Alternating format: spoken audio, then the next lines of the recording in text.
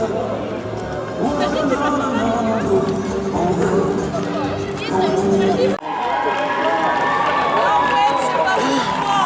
je sais. Bravo. J'ai pas besoin. Oui, bonjour tout le monde. Donc on est réunis aujourd'hui là par rapport à la marche des libertés. Donc c'est par rapport à tout ce qui est restriction de liberté que nous impose le gouvernement sous couvert de crise sanitaire. Par rapport aussi à la loi sécurité globale, parce que le gouvernement profite de cette crise sanitaire pour passer justement une loi liberticide comme on n'a jamais vu en France. Une loi qui va pouvoir faire du contrôle de masse, de la reconnaissance faciale par les caméras piétons des policiers. Ça passe au Sénat en ce moment, à la commission du Sénat. Ils ont repris l'article 24, ils l'ont divisé en 2 articles, mais il y a toujours le délit de filmer les policiers, parce que ça peut leur porter atteinte à leur dignité, etc. Il y a aussi la mise en place des drones. Les drones pourront filmer les manifestations, suivre les manifestations. Donc tout ça, pourquoi ils font ça? C'est juste parce qu'en fin de compte, ils savent très bien qu'il va y avoir des gros mouvements sociaux. Parce qu'avec tout ce qui se passe, tout l'argent qu'ils sont en train d'injecter à droite, à gauche, ils vont faire payer l'addition à qui? À nous, ils vont faire payer l'addition. Donc, à un moment, au peuple, tout le peuple. Le peuple, les gilets jaunes font partie du peuple. On est ensemble. Mais ils vont faire payer l'addition à tout le monde et ils nous vont déréglementer le travail. Ils vont mettre des taxes, ils vont supprimer des jours de congé. Voilà ce qu'ils vont faire. Ils vont faire payer l'addition. Ils vont en profiter pour casser la sécu, parce qu'il y a longtemps qu'ils veulent la casser, la sécurité sociale. Et ce qu'il faut savoir, pendant qu'on est sous couvre-feu à 18h, pendant qu'ils confinent certaines villes le week-end, en attendant ils continuent à supprimer des lits d'hôpitaux. Et ça, c'est vraiment une mascarade. Nous, citoyens, nous ne devons pas accepter ça. Nous sommes dans la France, le pays des droits de l'homme, et on doit à un moment se révolter. On devrait arrêter la servitude volontaire. On est là, on est les plus nombreux, et il y a un moment, c'est à nous de prendre nos responsabilités, de se battre contre ce gouvernement. On a le droit de n'être pas d'accord avec le gouvernement. Donc, on est là, il faut absolument discuter avec le maximum de personnes, résister, il faut entrer en résistance. Et tous ensemble, on va arriver à faire changer les choses. Merci. S'il y a d'autres personnes qui veulent prendre la parole. Demain, suite à la procédure que j'avais au tribunal correctionnel pour l'affaire d'Eric Alauzet, donc je suis passé et du fait ça a été renvoyé au 8 avril, 15h. Pourquoi? Parce qu'il voulait des renseignements sur la curatelle. Donc je ne sais pas quel renseignement, mais d'une manière ma curatelle ne se présentera pas. Donc déjà ça. Et une deuxième chose, pour ceux qui se rappelaient, le 21 décembre 2020, on avait fait une manifestation avec les syndicats, et donc on était rassemblés ici, et donc monsieur le préfet avait mis un arrêté, pareil. Et donc le 15 décembre, j'ai contesté l'arrêté devant le tribunal administratif. Donc monsieur le préfet a fait un copie de sa mémoire. Donc j'ai reçu par le tribunal de Besançon, le tribunal administratif. Et donc ça devrait passer normalement et logiquement dans le courant 2021 devant le tribunal administratif de Besançon. Donc voilà. Ouais. D'autres personnes pour nous parler? Oui, vous vous rappelez de la réforme de l'assurance chômage? Vous savez cette réforme qui allait faire baisser les revenus de 20%, de 30% des chômeurs de 20%. Vous vous en rappelez? La bonne nouvelle, elle est de retour, c'est-à-dire qu'ils n'ont pas abandonné. Quand on vous parle de fanatisme, là c'est un fait. C'est encore une fois, cette réforme elle a lieu à cause d'une chose, c'est le plan de relance européen. Les conditions pour ce plan de relance européen, où je rappelle, on perd 60 milliards, puisque on reçoit 40 milliards, mais on en paye 100, ce qui veut dire qu'on en perd 60. C'est la réforme des chômages et la réforme de l'assurance retraite. Ces réformes poussées par l'Union européenne poussent en pleine période de Covid des millions de gens dans la pauvreté. Et deuxième chose, les étudiants se suicident, c'est la catastrophe. Qu'est-ce que vous faites en premier? Non, ne pas aider les étudiants, il faut lutter contre l'islamo-gauchisme. C'est vraiment la priorité numéro 1 du moment. Ce qui se passe en fait, c'est qu'ils sont en train de précariser non seulement les étudiants, les chômeurs, les retraités et toute la société française dans un seul but, nous soumettre. C'est dans la précarité que l'on soumet les populations. L'objectif est simple, sous pression de l'Union européenne et sous une volonté fanatique d'étendre la logique marchande, nos dirigeants vont nous envoyer tous à l'abattoir, à la mort et à la pauvreté. Nous devons nous réveiller et reprendre la souveraineté populaire. La France s'est constituée sous la définition du contrat social. Le contrat social, c'est de dire que c'est les Français qui décident. Ce sont les Français qui décident qu'est-ce qu'ils veulent pour leur nation. Nous ne devons pas être dirigés par un roi et par la force. C'est ce que nous avons proclamé pendant la Révolution française et c'est ce que nous devons continuer à proclamer aujourd'hui. Merci.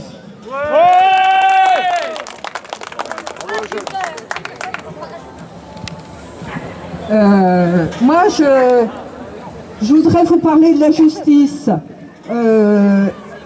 Récemment, il y a eu le jugement pour Balladur et Léotard. Ce procès a pris 25 années d'appel en appel.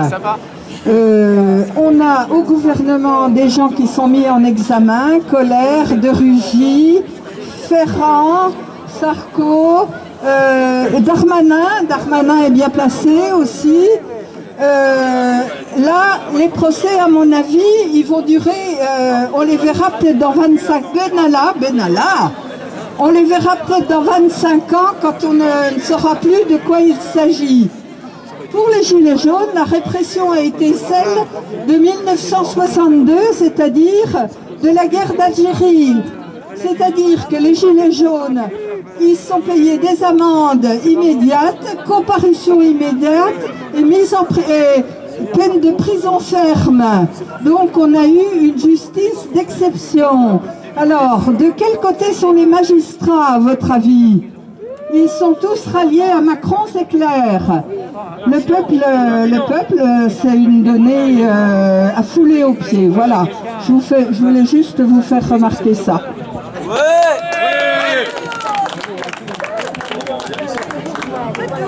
Au suivant. Bon, mais voilà. Plus personne ne veut prendre la parole, n'hésitez pas, voilà. Bonjour. Je voudrais vous sensibiliser concernant au test PCR et le plan France Médecine Génomique. Je ne sais pas si vous en avez entendu parler. Alors je voudrais vous parler du test PCR concernant le plan France Médecine Génomique 2025.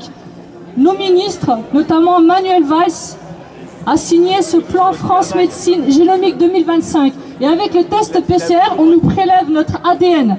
Notre ADN est stocké dans des centres que nous ne connaissons même pas. Ils sont en fait dans différentes régions de France. Il y a 1 ou 2 centres par région en moyenne, suivant la taille de la région. Et notre ADN est stocké. Et il se trouve que sous Édouard Philippe, quand il était ministre, il a signé avec les GAFAMS, c'est-à-dire incluant aussi Samsung.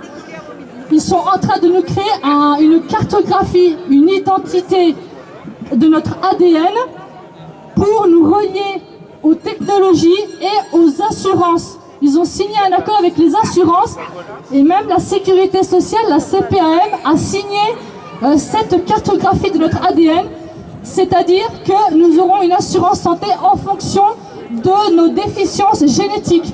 Par exemple, vous naissez avec une surdité à une oreille qui est génétique, et ben ça sera marqué dans votre identité génétique au sein des assurances et on vous attribuera une assurance en fonction de cette faiblesse-là. Si vous n'avez pas une surdité à l'oreille, vous aurez une assurance meilleure. De plus, les banques ont aussi signé cet accord, c'est-à-dire que votre compte bancaire, il dépendra aussi de votre identité, de votre ADN. C'est-à-dire que votre ADN va être votre carte d'identité. Et ça, le gouvernement vous le cache, alors que c'est prouvé, ça a été signé, Édouard Philippe est dedans, Marisol Touraine est dedans, Manuel Valls est dedans. Tout ça, c'est prouvé. Vous pouvez aller sur le site du gouvernement France Médecine génomique 2025, c'est pas du complot. Et Marisol Touraine l'a dit, il faut que toutes les identités ADN soient enregistrées de toute la population française avant 2026. Tout ça, c'est une réalité et ce n'est pas qu'en France que ça se passe, c'est aussi dans les autres pays d'Europe. De plus, Édouard Philippe a aussi dit la France doit exporter sa technologie en médecine et thérapie génomique parce qu'il a dit nous sommes assez forts dans ce type d'industrie-là. Voilà, il se félicite de ça, de faire du séquençage d'ADN. C'est du nazisme, je suis désolée. Hitler et Joseph Mengele avaient fait ça avec les Juifs. Ils ont fait les vaccins comme ça, test à Auschwitz. C'est prouvé, c'est écrit. Il y a des écrivains qui l'ont écrit. Donc, à un moment donné, il faut se réveiller, il faut stopper ça, qu'ils arrêtent de faire ça à notre insu. Et je suis désolée, moi, mon ADN ne doit pas me servir à aller à la banque. Je suis désolée, je ne sais pas ce que vous pensez, mais moi, non. Je ne veux pas savoir si j'ai un rhume, si j'ai une surdité à l'oreille et que mon assurance, elle sera de tel niveau ou que mon compte en banque, il sera de tel niveau parce que mon ADN est comme ça. Voilà.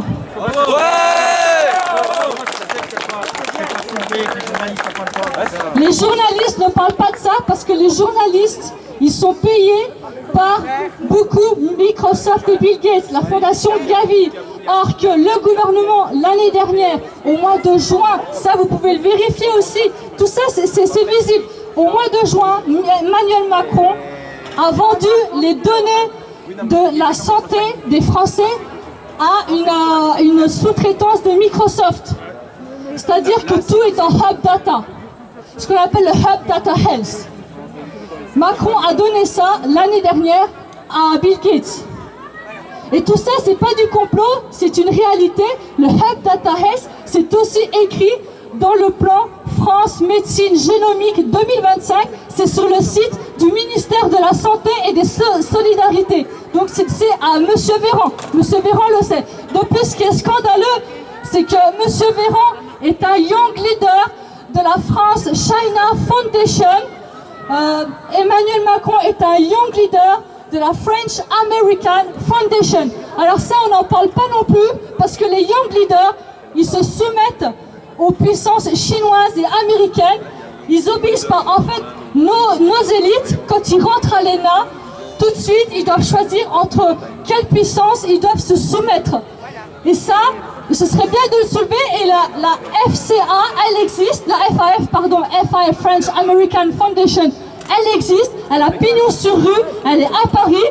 La French China Foundation, elle existe aussi, dont Monsieur Jacques Attali est membre. C'est un membre de la French China Foundation. D'ailleurs, Monsieur Attali, c'est quand même lui qui nous a bien mis dans la merde avec l'Union Européenne. Parce que je rappelle que quand Ségolène Royal, elle s'est présentée aux élections présidentielles lors d'une université qu'elle avait fait, il s'était vanté d'avoir fait partie du groupe qui a rédigé les articles de loi du traité de Maastricht, qui a donné par la suite le traité de Lisbonne. Et donc, il s'est vanté d'avoir dit on a soigneusement oublié d'écrire l'article de sortie de l'Union Européenne. Il l'a bien dit. D'ailleurs, ce mec-là, il a une haine profonde de l'Europe. Il suffit de lire ses livres. Il le dit que l'Europe, ça n'existe pas. Les nations européennes, ça n'existe pas. Lui, il est pour un nomadisme universel. C'est son délire à lui. Il le dit. Il dit même qu'il n'y a que certaines élites qui sont au-dessus de tout. Enfin bon, il suffit de lire Jacques Attali. À un moment donné, faut arrêter quoi. Faut arrêter. C'est Sarkozy.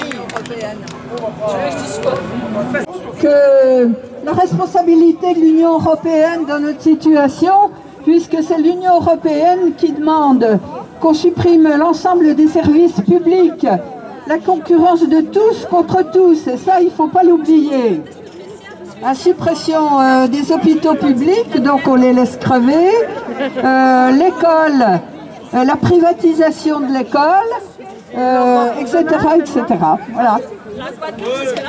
Je cherche quelqu'un qui connaît le calendrier des manifestations qui vont avoir lieu. Je crois que lundi matin, 9h30, rendez-vous devant l'ARS par les soignants. Et je crois qu'il y a autre chose à midi, mais je ne sais pas quoi. Tu l'envoies demain, c'est bon? 77 ans, ni testé, ni vacciné.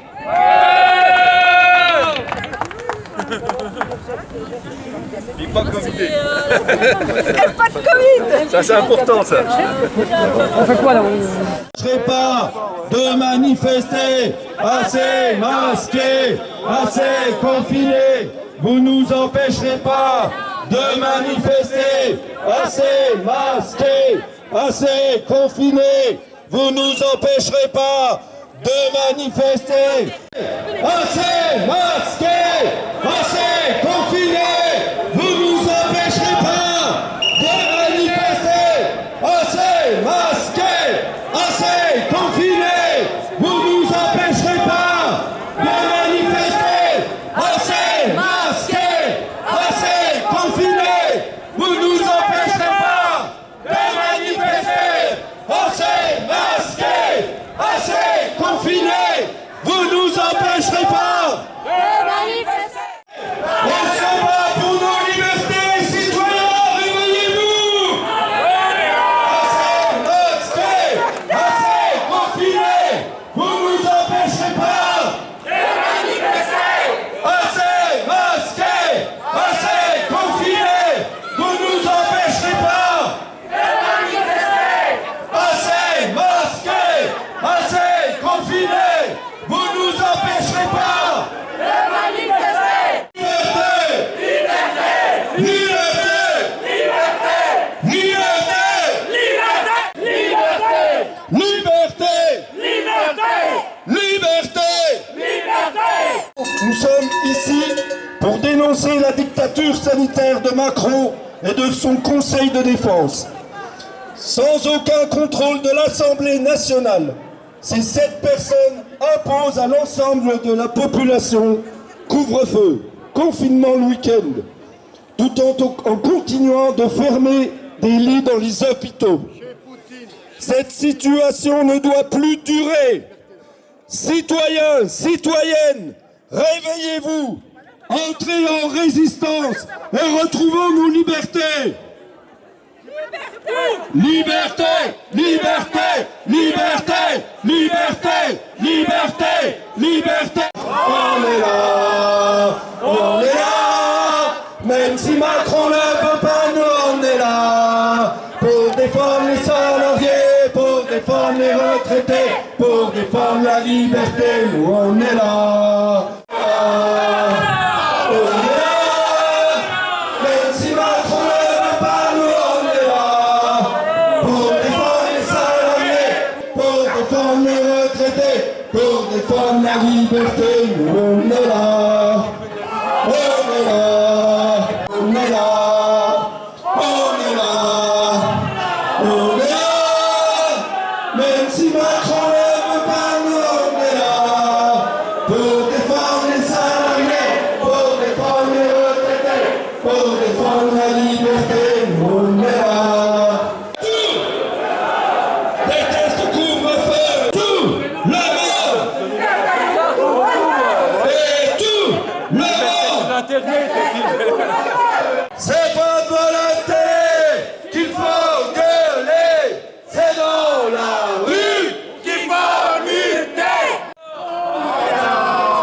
On est là, même si Macron ne veut pas, nous on est là. Pour défendre les salariés, pour défendre les retraités, pour défendre la liberté, nous on est là. On est là, Mesdames et messieurs, pendant que notre liberté d'aller et venir est restreinte comme jamais avec le couvre-feu, le gouvernement en profite pour passer la loi sécurité globale, qui est une grave atteinte à notre démocratie. Avec cette loi liberticide, tout ce que vous avez vu dans les films de science-fiction deviendra réalité. Drones, surveillance généralisée, reconnaissance faciale, répression de masse. Citoyens, citoyennes, réveillez-vous. Entrez en résistance. Ne laissez pas détruire l'avenir de nos enfants. Liberté, liberté, liberté, liberté, liberté, liberté. Plus la liberté, trop de sécurité.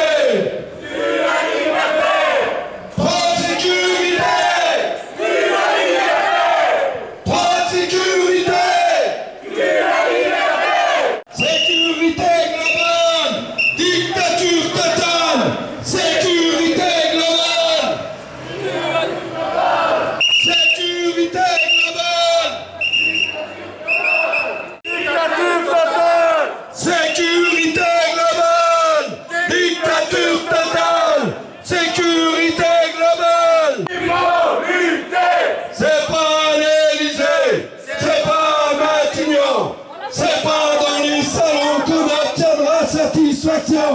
C'est dans la rue. Il faut lutter. Pas nous, on est là pour défendre les salariés, pour défendre les retraités, pour défendre la liberté. Nous, on est là. On est là. On est là. Même si Macron ne veut pas, nous, on est là pour défendre les salariés, pour défendre les retraités, pour défendre la liberté.